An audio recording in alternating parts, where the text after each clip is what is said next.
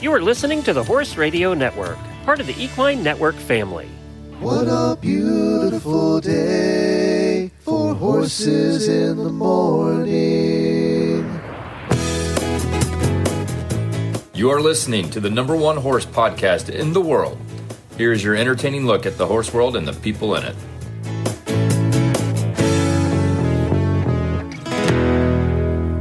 Well, I am Glenn the Geek from Ocala, Florida. And I am Allison Renborg in Murfreesboro, Tennessee, and you're listening to the monthly Equine Affaire episode of Horses in the Morning on the Horse Radio Network for June the 20th. This episode is brought to you by Equine Affaire.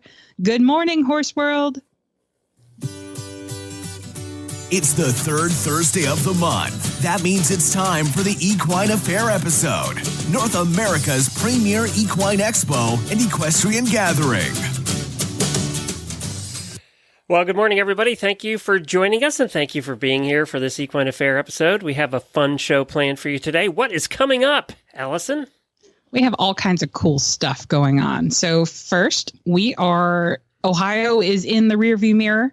Goodbye, Ohio, and hello, Massachusetts. We are getting ready for Massachusetts, and so we're going to talk to two of our clinicians that will be with us this fall. The first will be Chris Irwin. He is a Canadian horseman, a personal coach, and an international bestseller with a pretty fascinating history. So I'm going to ask him if he can dive into his background for us, because he's done some cool stuff.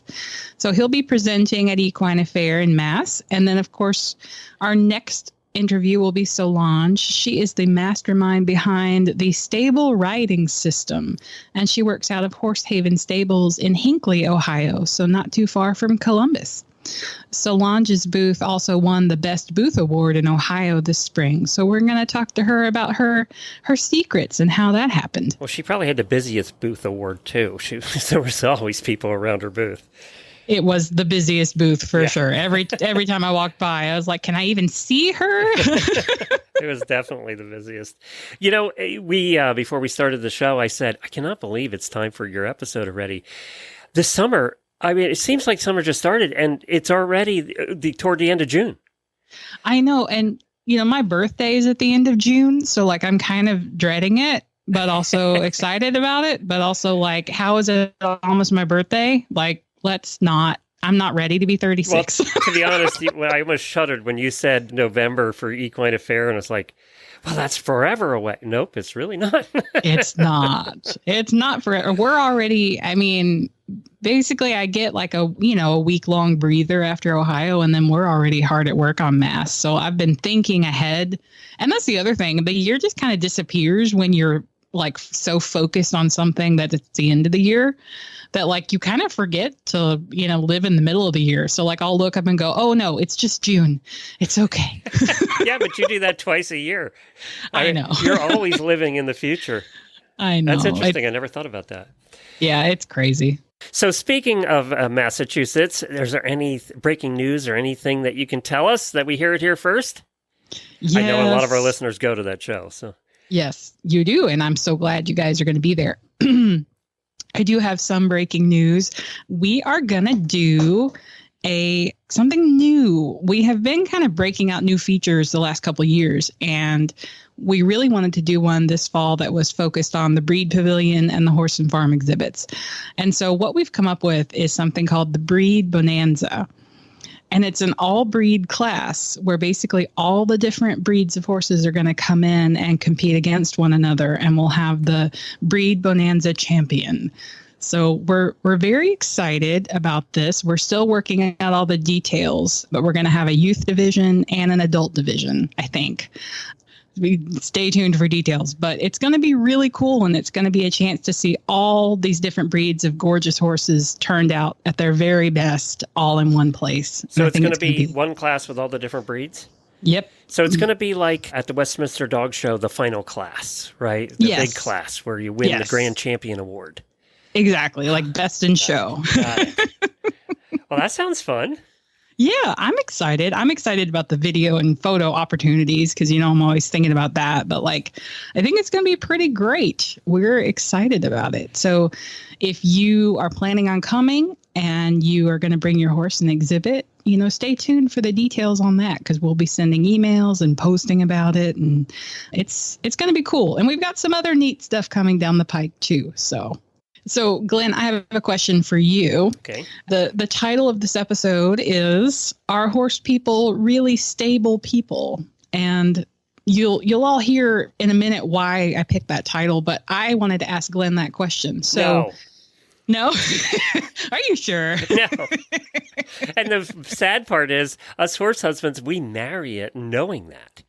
Yeah, what's wrong with you? Yeah, anyway, I don't know. Believe me, there's many times we ask that question. But we're still here, most of us. Some of us aren't. But, 50% of us are, if we go by the national average, have made it this far.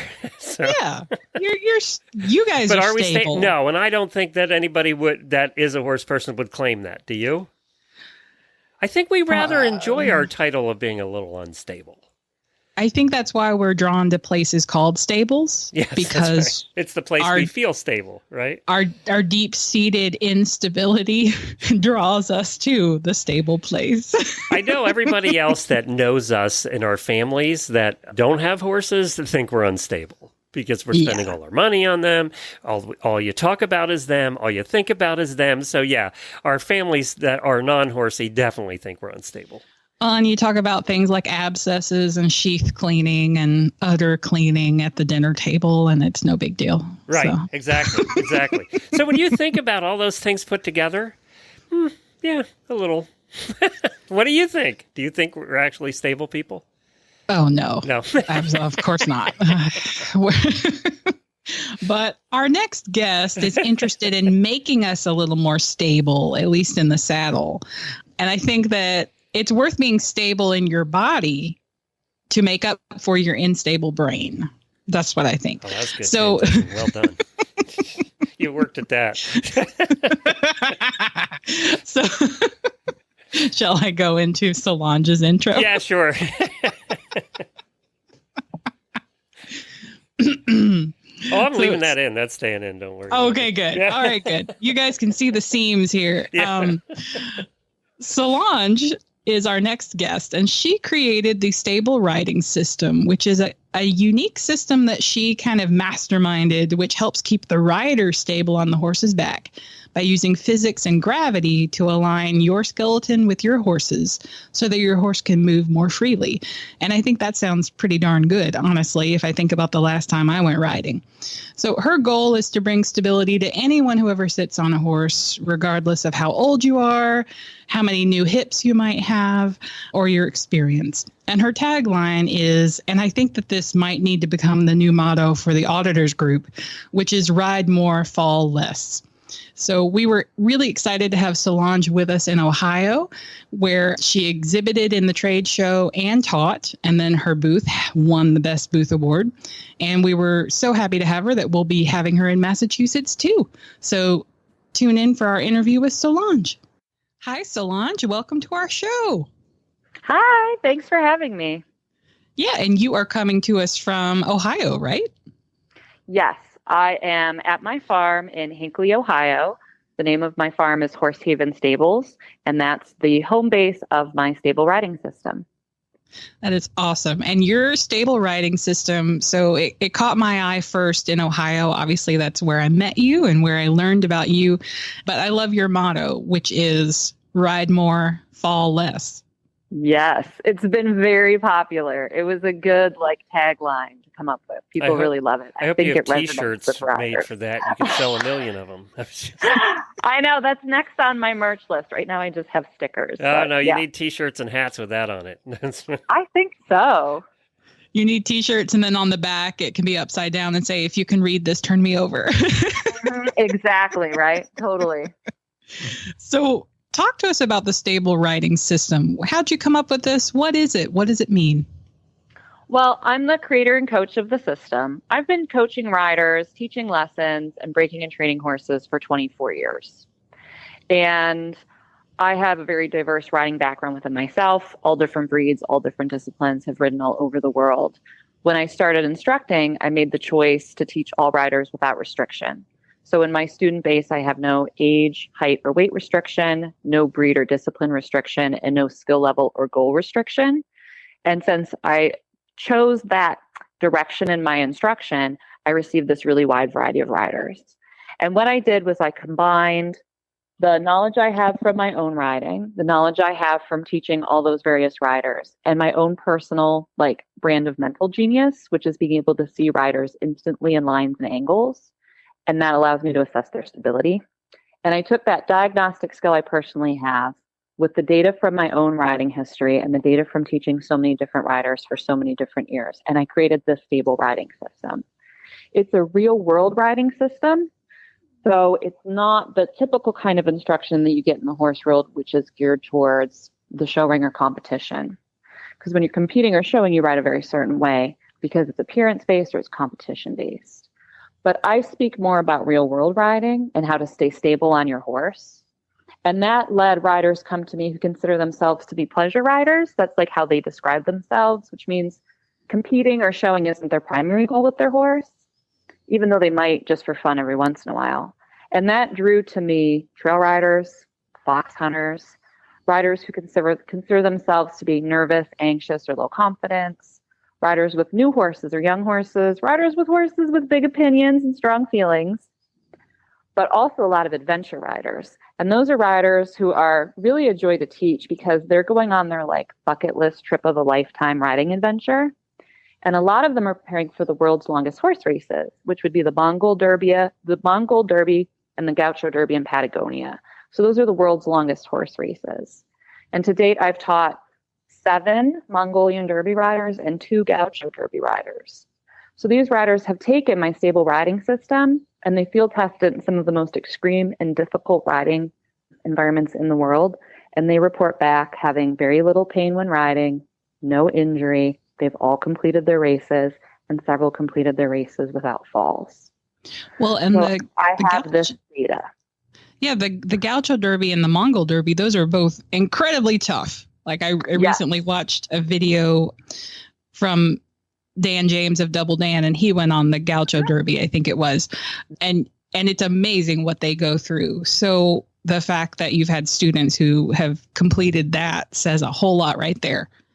Well, and I think it's serving a real need right now in the horse community because there's a lot of training systems that look at the horse. Mm-hmm. Horse training. The horse has to do this. The horse has to do that. The horse has to do this. And I'm not arguing with them. I think they're all valid training systems. I broke horses for a decade. I don't disagree. But if the rider's not stable on the horse's back, it doesn't matter how well trained the horse is. Amen. We've been saying that for 14 years in this show. You send your horse out for the rider. You send your horse out for 90 days, but the horse comes back trained, and you're still where you were 90 days before. There hasn't really been a rider training system, like a riding system, since Sally Swift had hers centered riding. Yep. But that was many decades ago now. I'm nearly 40. And I have students who are younger than me who don't know who Sally Swift is. So that generation was before. And also she did jumpers, but she was very dressage, right? Yep. So she didn't really speak Sally to Swift everyone. Protege. Yep. Yeah. And I don't disagree with anything Sally Swift said either. Her principles are completely sound. But it was my goal, and I said this over and over again to my team, stable riding has to be non-breed specific, non-discipline specific, non-gender specific. It has to speak to all riders at the most basic level of how a horse skeleton and human skeleton interact. So I made it very, very important to me that all my logos did not lend to one discipline or the other, and that my tagline didn't lend to one discipline or the other, because it was, I want to be able to bring stable riding to all riders, regardless of their breed, their discipline, their activity level. And the nice thing too is stable riding loops in really well with what training you might have otherwise. So I have eventers, I have dressage riders, I have jumpers, I have the endurance riders. I have a guy who's seriously into cutting and reining, because this works along with that in tandem. Because no trainer is like, no, please don't make my rider more stable. That's a problem for me. They all want it. So is off balance the thing you see the most in the place where you start? The place that I start, so I teach riding with 4 factors. So skeletal alignment, weight distribution, absorption, and grip. So these 4 factors are present at any position that any rider ever has on a horse at any gait, but they tend to not be taught specifically, or they're kind of taught, or they're sort of taught, or only some of them are taught. And it causes riders to ride for a long time, not understanding how to access stability in their own skeleton. These riders will persist in riding for years or decades, and their lack of understanding of stability basics earlier in their education makes them begin to think it's them. So I talk to a lot of adult riders who come into my stable riding lab, which is a custom built building on my property with like the equicizers and the mighty bucky and the home horse and everything. And I meet these riders one-on-one in the lab, and they tell me, I'm too old. I'm not athletic enough. I'm not built like a rider. I don't have the natural talent. But then when I put them on an equicizer and assess the first factor, which is skeletal alignment, which is answering your question, their skeletal alignment is off. And they're not interacting with their stirrups or using the force of their lower leg, interacting with the stirrup with gravity to provide them with stability.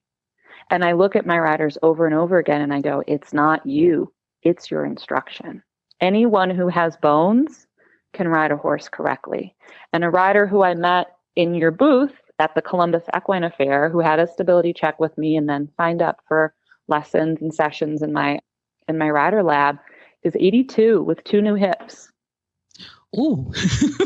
And if she sits correctly on what I hope is a very kind, sweet, old, tired horse in a very supportive saddle, she'll be able to ride with no problem. Because you could give me an Olympic gymnast from, Europe who's fit as a fiddle and 19 years old, and if he sits out of skeletal alignment, he's going to fall off the horse just as well as my 82-year-old rider with 2 new hips will. So I look at a rider's lower leg position, and that's the stability checks that I gave in the booth at Equine Affaire. I had my 2 equicizers, and I booked riders and took a lot of walk-ins, and I put people on the equicizers with mirrors, and I put a little bit of pressure on their frame, and they all were able to fall forward onto the equicizer's neck. I was supposed to do 55 stability checks over the 4 days. I ended up doing 75. Holy. Funneling people. It was very busy. I had the best time ever at Equine Affaire, but I did really lose my voice. Yeah, I bet. And you probably slept really good after you were all finished there. I slept really good. I ate a lot of tacos. I slept really good. But of those 75 riders, I tipped 70 of them forward. And the only 5 I didn't were riders who had had previous instruction from me. So when you say you tipped them forward, you had them on your equicizer, and then you were applying pressure to test their balance. Is that what you mean? One finger on their shoulder and one finger on their foot. Mm-hmm. And if I put a little bit of pressure on their shoulder and a little bit of pressure on their foot, their lower leg swings behind them and their shoulders top forward. And this is something that we should say for the podcast listeners is I'm really skinny. I'm not like a big, strong dude. I have what I call in the clinics that I teach, pale, spindly, weak Victorian wrists. I'm a ramen noodle. I'm 6 feet tall and I weigh about 145 pounds. So I'm not like Arnold Schwarzenegger. You're very slight, yes. Yes, I'm not like Arnold Schwarzenegger here, like shoving people forward. And it's the type of instruction that people receive. They don't understand how to mechanically utilize their stirrups as a tool for base of support. And it causes them to have deep instability in their riding position. Got it. And I think about when you're going adventure riding or you're going trail riding or you're even just riding around the arena, you can run into things or things can run into you or your horse can run you into a tree. And so you regularly experience pressure out there. And so when riders are unstable in their own position, then they cause the horse to become unbalanced. Yes. So riders are like, I don't have my balance. I need to be balanced. And I'm like, your feet aren't on the ground ever. Your horse has more feet than you and they're all on the ground and they're the one that needs to be balanced, but they can't be balanced if you're unstable. So other than the fact that in the back of your head, you're just not having fun because you feel tippy and you're worried all the time that something's going to happen and you'll fall off, which is making you not happy and enjoying an expensive horse that you have or a fancy trip that you're going on or an incredible opportunity like riding in the, beautiful natural vistas of Patagonia or Mongolia, you're at a higher risk for an injury. It causes riders to have a lot of pain in their body because they're putting their body in a place where their skeleton's not supporting them. So they get a lot of hip pain, back pain, knee pain, ankle pain. It's prohibiting them from communicating to their horse clearly emotionally because now you're a little anxious, right? Right. It's the basis of a lot of the other problems that riders and horses have, is that the rider is not stable, so they can't be an empathetic, appropriately communicating, calm partner for the horse, because they're like, can you please not spook that squirrel because I'm going to fall off? Well, Or and can you not ride that horse by me, because if your horse is bad, my horse is going to be bad, I'm going to fall off. right. Well, and the good thing about this is if you can become stable, if you can become a stable horse person, and you can control your own skeletal alignment and help the horse be balanced better, when you switch mounts, like for example during the Gaucho Derby, it goes with you. Yeah. And I spent a lot of years traveling and fox hunting all over the US and Europe. And when that happens, somebody hands you a horse in the morning, you know? So somebody hands me a rental horse whose name I probably forget 5 minutes later, and I feel really bad about it. And I'm in not my pack, on not my horse, in a place I don't live, on terrain I've never hunted before. And now because I'm a guest, they're like, ride up behind the field master. And I'm like, okay, cool. And now I'm going quite hedgerow fast. fences bigger than you.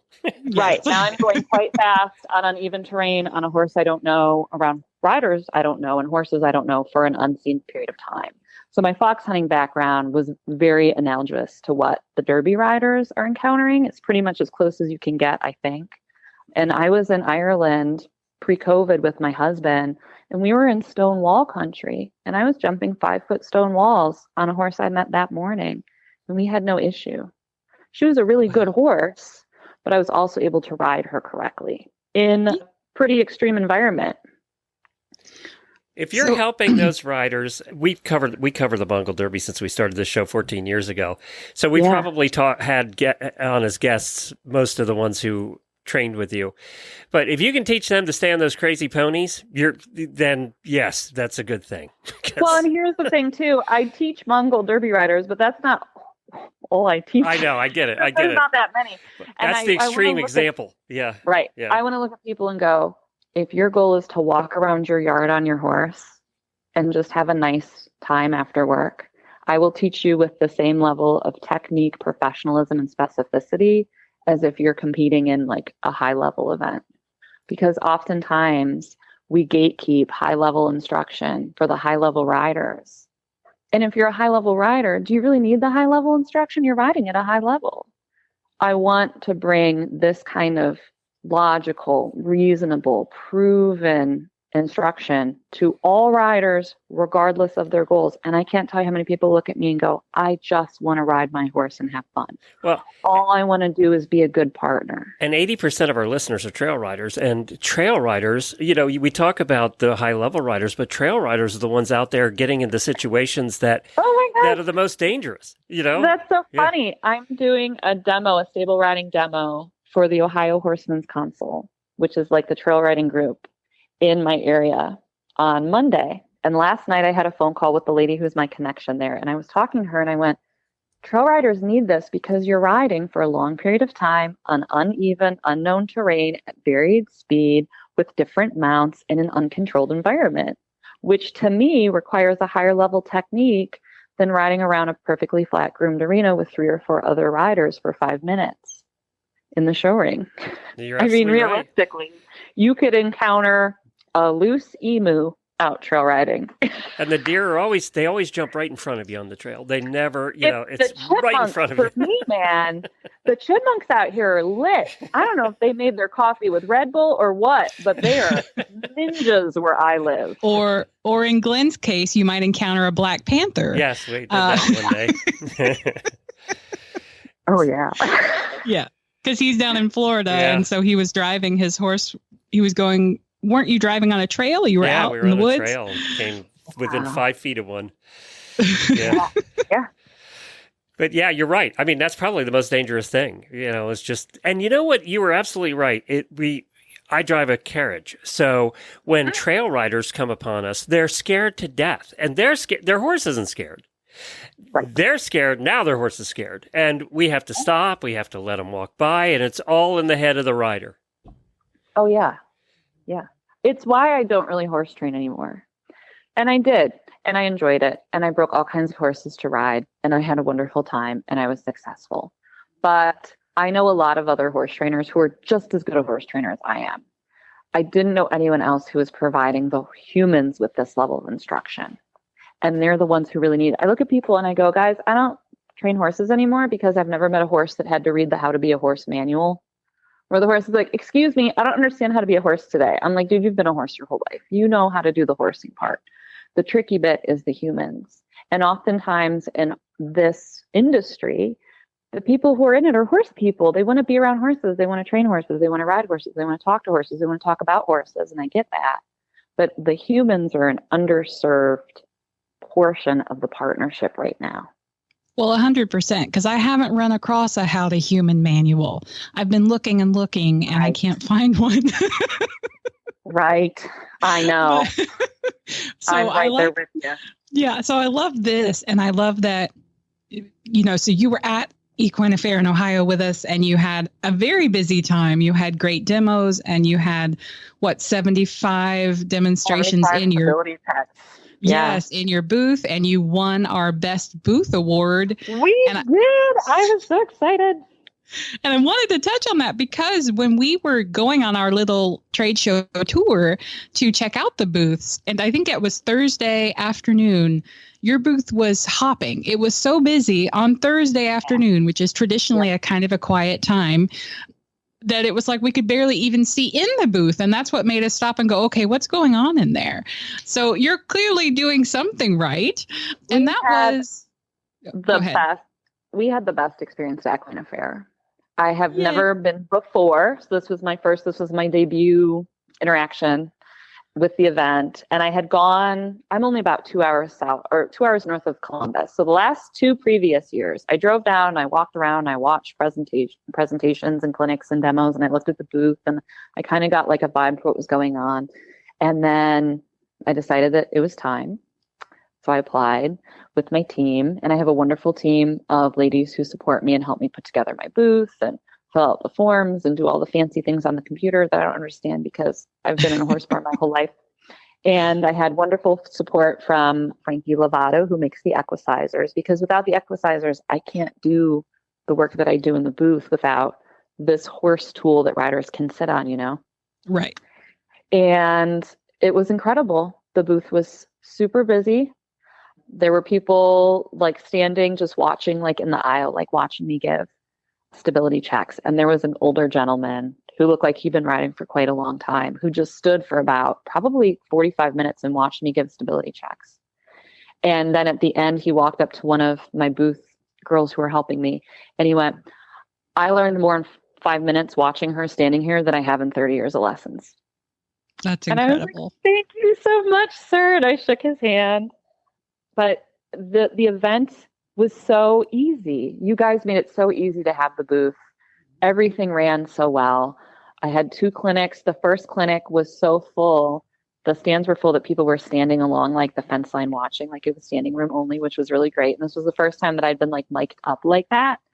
And just working with you guys was incredible, just like logistically on the professional to professional end. But also I'm so grateful for the opportunity to have this platform that you have so carefully created in this relationship that you fostered with riders in this area for 30 years now, right? That's right. It was our 30th anniversary. And it gave me this platform to reach and talk to and interact with so many riders over 4 days. It was incredible. And I don't know where else I would have the ability to have that kind of outreach. So I'm so deeply grateful for it. And I think I entered almost 150 riders into my system and have had lessons with almost about half of them now. Oh, that's incredible. Equine Affaire, yeah. And riders who brought their horses to me, riders who've come up in the lab, riders who've sent me videos, because I do a lot of remote work for riders who aren't near me on Zoom, where they send me pictures and videos. And I'm able to do my highly accurate diagnostic work very quickly. And I can, in real time, share my screen with them in a Zoom, and we can go over their videos together. And it's really been transformative for my system and the amount of riders that I'm able to help. And I always say that I'm helping horses by helping their riders. Well, and so how can people maybe book a Zoom session with you or learn more about how to get in touch with you? Because I'm sure lots of our listeners now, if they weren't in Ohio, will want to meet you. The best way to reach me is you can go on Facebook. I'm very active there. And my Facebook page is Stable Riding at Horsehaven Stables. And my little logo on Facebook is my mint green background with black stable riding on it. So close. I am like so close to launching my new website, which is stableriding.us. And even if you type stableriding.us in right now, it goes back to my current website. So those are the easiest ways to get in touch with me. And then for our New England listeners, Solange is going to come to Equine Affaire in Massachusetts in November. I am. I'm so excited. I have my first meeting with my team about it next month. So we're going to talk about it. I can't wait. Cannot wait. Incredible. Well, thank you so much for coming on the show, and we will look forward to seeing you in Massachusetts. Awesome. Thank you so much, you guys.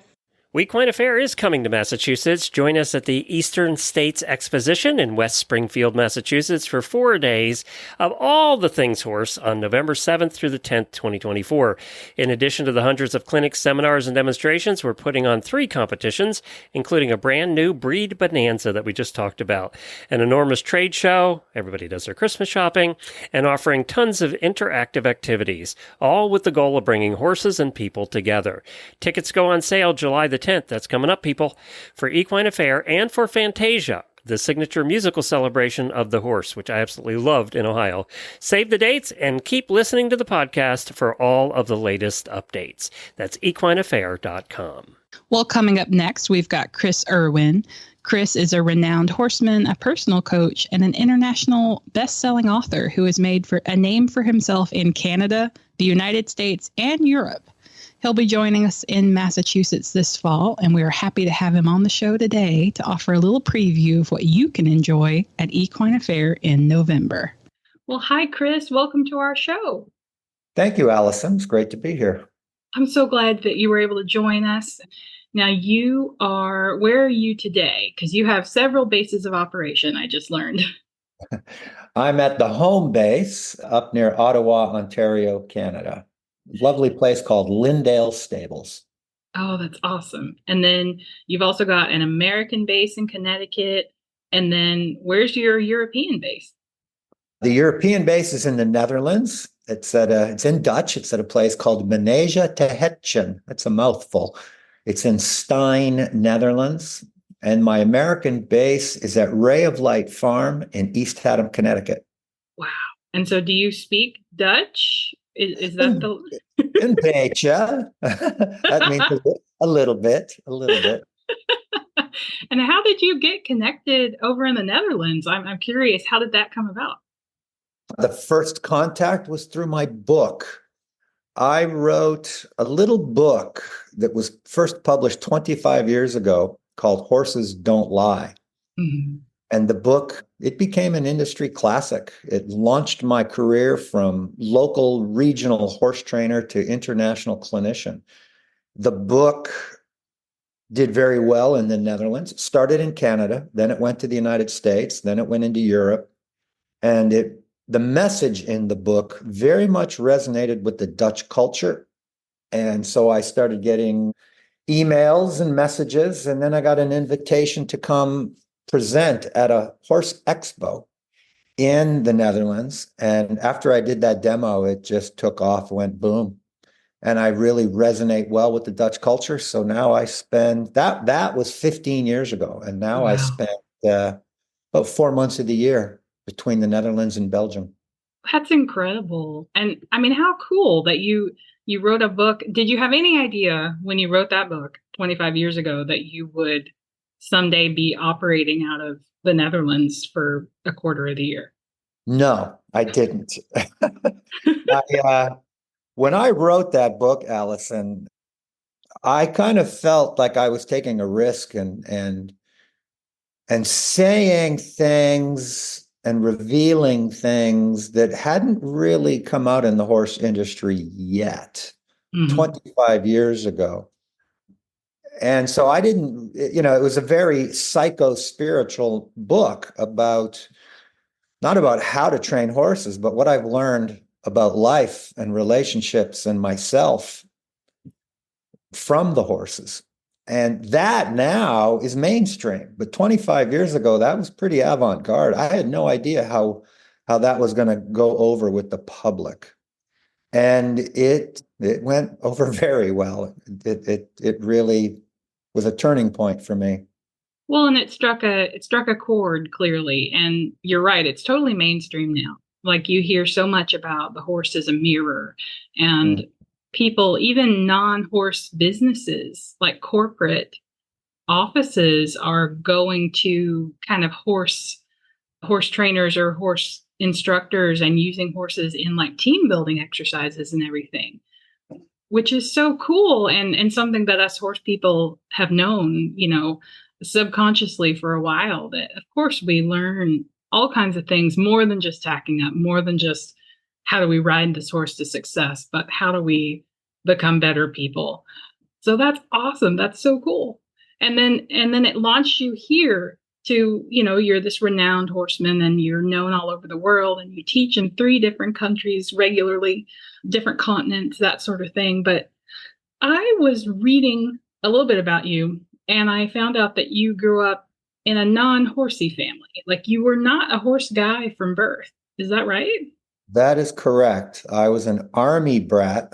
My father was Canadian Special Forces, stationed on an American military base in Germany. That's where I was born. Wow. And okay. Bounced around a lot being an Army brat. I really didn't discover horses. My first time sitting on a horse, I think I was like 17. And it was a one-off. I went for a trail ride with a girlfriend in high school who was into horses. Those horse women, we get you. Yeah. And she was playing with me, of course, and she started running back to the barn. My very first time on a horse, Allison, was a dead runaway back to the barn. He ran into a low arched doorway into a low ceiling barn, full speed into the cement floor. No! Hard, I'll never forget it, hard 90-degree right turn into a narrow tie stall with me on his back. I knew nothing. It was a total runaway. Oh, no. My girlfriend's father was in the barn, totally freaked out, worried for my life. And I'll never forget him asking me if I was okay. And I was sitting up on that horse laughing. And I said, wow, that was so much fun. I didn't know what I didn't know. Let's do it again.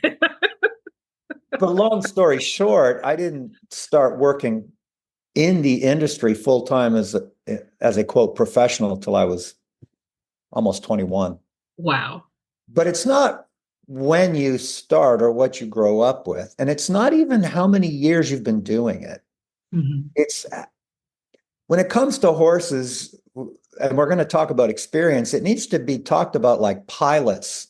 They don't talk about years, they talk about hours flying. Yes. Or skydivers, how many jumps? Someone can have been flying a plane for 50 years, but they only have 200 hours. 100%. Someone else could only be flying a plane for 5 years and already have 5,000 hours. So yeah. I didn't really get into this till I was 21, but it was a deep dive, full immersion.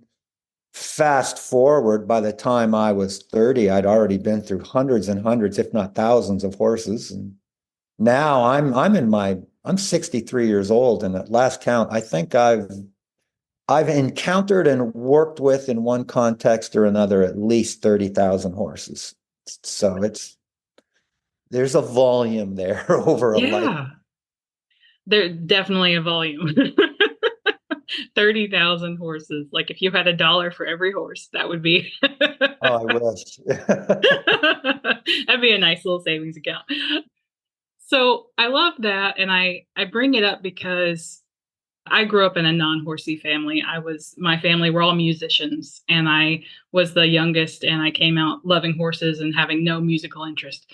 So anytime that I can meet another professional who had that sort of similar experience, I love to bring it up, because I think that there are people who maybe get to the age of 21 or even get to the age of 15 and they think, oh, well, I'm so far behind. I'm so far behind everyone else because all my horsey friends have had horses since they were born, but not me. And how could I ever catch up? And so I love that metaphor that you mentioned about it's hours. It's not it's hours of experience, not necessarily years of being in the industry, that kind of shows you what you can learn and what you can do and what you can accomplish. So I think that's really inspiring. Thank you. And different horses as well. You could have 30,000 hours with maybe 30 different horses. But when you get Right. thousands of hours with thousands of different horses, every horse will teach you something. And by the way, this is really lovely. We've had a very parallel track. I grew up in a musical family. Oh, see? And what kind of music was that? Well, they played whatever it was a pretty eclectic mix. Nice. Professional, my sister was a professional. My father, after the military, was a trumpet player in a jazz band. My sister played bass and sang vocals. I play guitar, play string instruments, sing.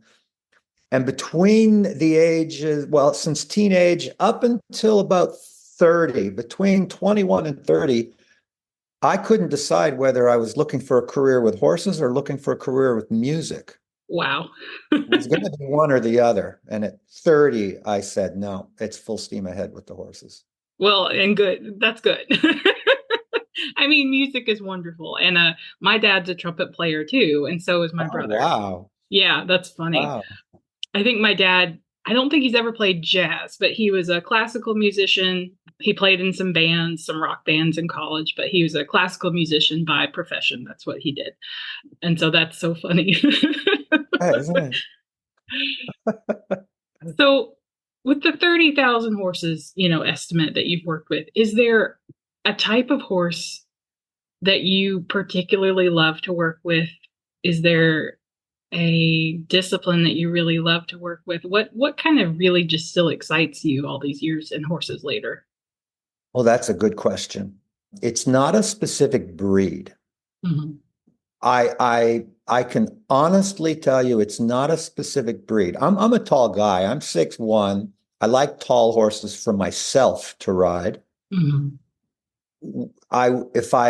If I get pegged or branded in a discipline, it looks on the surface as English and it looks dressage-y. And I'll be really honest here. I'm hesitant to say dressage. I'm hesitant to pick any discipline. Yeah. Because each discipline has its pros and cons. Every discipline has its high ethics, and every discipline also has its controversies. There's a lot of controversy with dressage these days. Mm-hmm. And I'm not one of those heavy-handed dressage riders who rides a horse in rollker. Not that. Right. But going back to your question, I can have just as much joy with an Icelandic pony or a Norwegian fjord as I can with a warm blood or a thoroughbred or an Arabian. I'm not stuck on any one breed. What I am very much appreciative of are horses who have been bred who are naturally kind and gentle and willing, who, if you were to compare them to dog breeds, the golden retrievers of the horse world, and most breeds have them. I mean, there are kind quarter horses innately, what's in their DNA.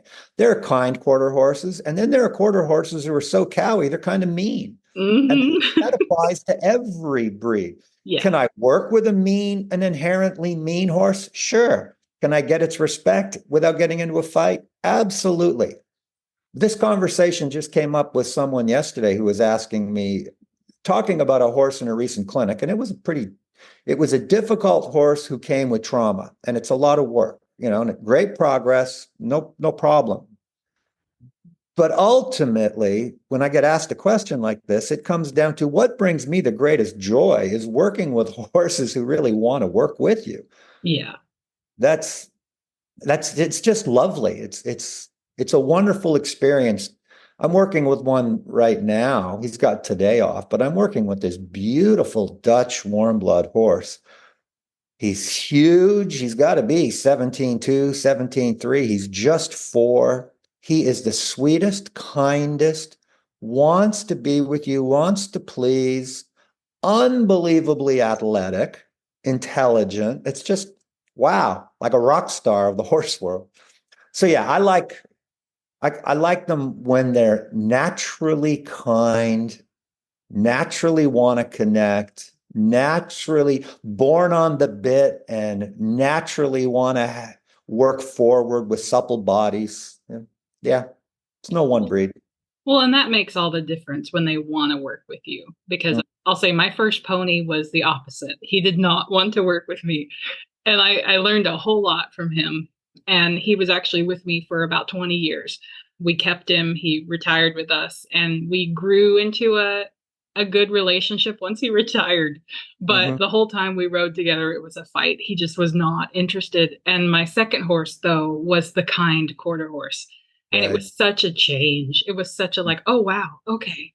So this is what it's supposed to be like. And, and I learned something from both of them, but I'm with you. The kinder ones are, wow, it just makes a world of difference, especially if you start out with let's say an uncooperative one who's just not interested. Oh, exactly. And we're in this because we want to enjoy it. Right. Yes. And like many trainers who make a name for themselves, many clinicians, I'll be the first to admit that I deliberately, consciously sought out, bring me the toughest horse, the biggest problem I've got, because I was hungry and enamored with figuring it out. I still am. I don't dislike working with really challenging, difficult horses. I get them constantly. Right.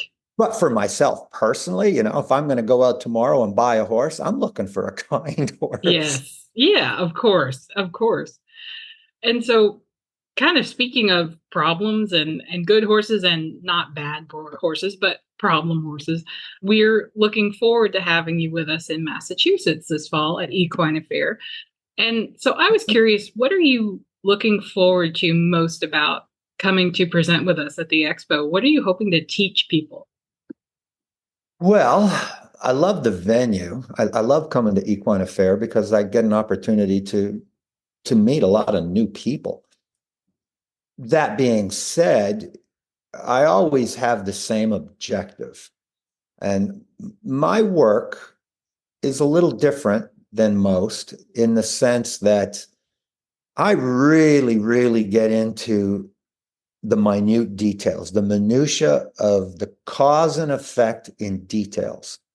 Now, what I mean by details, actually, let me back this whole statement up. I often say at clinics that it's hard to even call what I do a technique or what I do a method, because what I do with horses and what I teach people is 100% grounded in biomechanical, biodynamical cause and effect. Now, what I mean by cause and effect, if you throw a ball up in the air, we all know what's going to happen. Gravity is going to bring it down. When the wind is blowing from the north, we don't have to debate which way the flag should be pointing. It's going to go south if the wind's coming from the north. So much of working with horses is clouded in mystique, and it's subject to the isms and the memes that come from celebrity trainers. But ultimately, no matter what a trainer's method or technique might be that they're out to promote, a horse is a horse is a horse, and all horses are subject to physical, biomechanical cause and effect. And when we go to work with horses, there's only three energies that come out of our bodies. There's only three. Out of our bodies and out of their bodies. There's only three energies we work with, period, whether it's horses or anything. And those three energies are pushing energy, blocking energy, and drawing energy. Now, this could get into a huge discussion. But those three energies literally shape a horse, whether we're conscious of how the energies are coming out of our body into the horse's body or not, whether we intended to cause that shape in a horse's body, that frame, or not. The different shapes and different frames in a horse's body create different chemistries. And a horse's behavior is very much, and its performance, potential, or limitations is very much subject to its chemistry. So a horse full of adrenaline is going to be problems. It's going to have problems. A horse flowing with endorphins is pretty easy to get along with. And to give you an analogy here that everyone can, people don't normally apply this to horses, Allison, but I'm going to give you a reference with dogs that everyone can relate to. Dogs and cats, real quick one. Mm-hmm.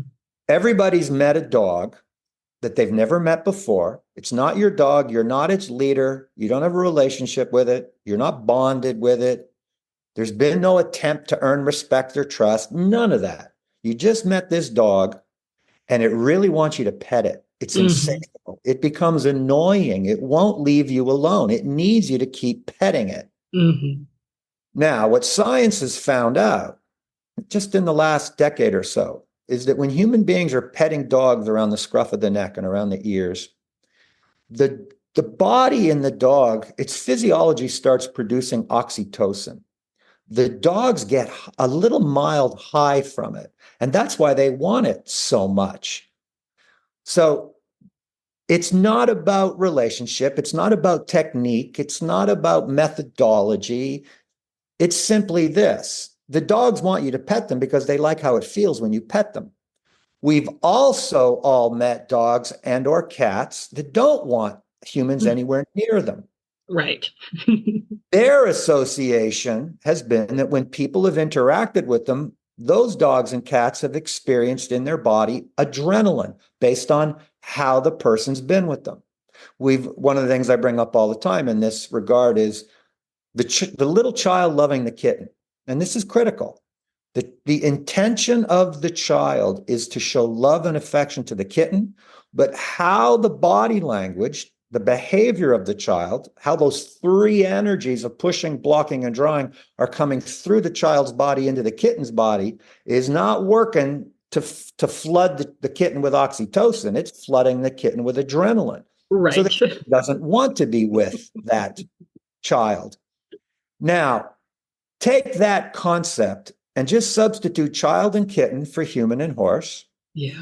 Take that concept, and Allison, everyone listening to this has seen this. You walk through a barn, and there are so often horses with their heads hanging out the top door, the Dutch door where the top is open, the bottom's closed. And as people walk down the aisle, the horses are angry. They pin their ears. Some of them even want to reach out and nip at people. Yeah. Why? It's just so easy to say, oh, that's kind of an ignorant horse. No, it's not. It's not. That is a horse showing people my experience with human beings has caused me to not like human beings. Yes. So what I bring to this, whether we're talking about how you groom a horse, how you tack up a horse, how you lead a horse, how you lunge a horse, round pen a horse, trailer load a horse, mount a horse, ride a horse, English or Western, basic training, just getting a young horse started, all the way up to Grand Prix and Olympic level dressage. Anything and everything that has anything to do between humans and horses. The horse's biochemistry is constantly in flux as it responds to human body language. So it becomes this. There is so much more that we can become aware of. And it's either working with us to give us what we want in a relationship with a horse, or it's working against us. And I just tune people into becoming far more aware of how the horses are reading our body language. Yeah. Because how they're responding to our body language is in fact what's causing them to feel the way they feel. And it's basically this. This is a hard truth. If your horse is resistant or limited in its potential, if there's something you want to change, if you want bad to become good, or you want good to become better, or you want better to become the best that it can be, you need to specifically know, well, how do I use my body differently so the horse feels better? Because ultimately it's this. They resist when they don't feel good, and they don't resist when they do feel good. It's basically that. It's a feel-good experience. Well, and that's what we want too. We want to feel good, and we want them to feel good. And so, yeah, it makes total sense to me. I saw the picture in my head of the small child with the kitten, and I saw the picture in my head of the dog who wants to be petted. You're 100% right. Well, so we could talk about this all day, and I would love to, but unfortunately, we don't have all day. So can you tell me how people can learn more about you? In addition to coming to Equine Affaire and learning from you, because you're going to be presenting with us, what's your online base? How can people find out more about you and your books? My website's first place to go, chrisirwin.com. It's real simple. Perfect. I have another website as well. You can access the second website from chrisirwin.com. But I would encourage people to check out mindyourhorse.com. That's not only my brand slogan, but that's also a whole nother business. That is an online course streaming site, mindyourhorse.com. And in there, you'll see some free promotional videos for the different courses. And I would encourage people to watch those promo videos. Doesn't cost you anything. See what I'm showing, hear what I'm saying, see what I'm showing. And I would just say it makes sense and it works. Awesome. So that's chrisirwin.com, and then mindyourhorse.com is where you can learn more about your courses. Yep. And anyone in the West Springfield area, anyone that's, within 90 minutes of Equine Affaire in Massachusetts, come check out my events at Ray of Light Farm in East Haddam, Connecticut. I'm there on a regular basis. I'll be back there the end of July. Perfect. All right. Well, thank you so much, Chris. This has been amazing. And I'm even more excited for your clinics and presentations at Equine Affaire. And we'll see you there. Thank you, Allison. It's been a pleasure. All the best to you. Well, there are a variety of ways that listeners can get involved at Equine Affaire, whether you want to ride in a clinic, compete in a class, volunteer in exchange for free admission, exhibit, and more. Sign-ups for competitions, clinics, and volunteering are coming very soon. Visit our website at equineaffaire.com for more details, or you can reach out to info@equineaffaire.com. Well, of course, you can follow Horses in the Morning on Facebook. Just search for Horses in the Morning. And if you want to hear just the episodes, all the past episodes of Equine Affaire, you can find the Equine Affaire podcast on your podcast player now, separated out from Horses in the Morning. Just search for Equine Affaire podcast. I know, clever title, huh? And you'll find it right there, and you can go back and listen to all of the past episodes. And if you want to for the future, then you can just pick up the Equine Affaire podcast right there on the player. And thank you, everybody, for joining us. We appreciate it. Jamie and I will be back tomorrow with some really bad ads. Get your ads into Jennifer at horseradionetwork.com. Thanks, Allison. Thanks, Glenn. See you at Equine Affaire.